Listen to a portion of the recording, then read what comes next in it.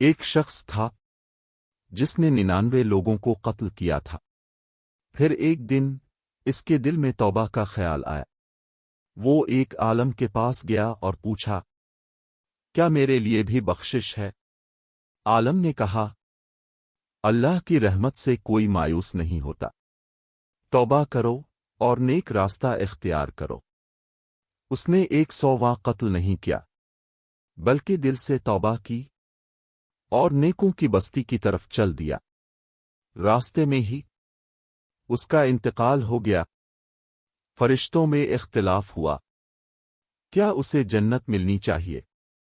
لیکن رب نے زمین کو حکم دیا، جس طرف وہ جا رہا تھا اس راستے کو قریب کر دو، اور یوں اللہ نے اسے معاف کر دیا۔ سبق: اللہ کی رحمت حدوں میں قید نہیں۔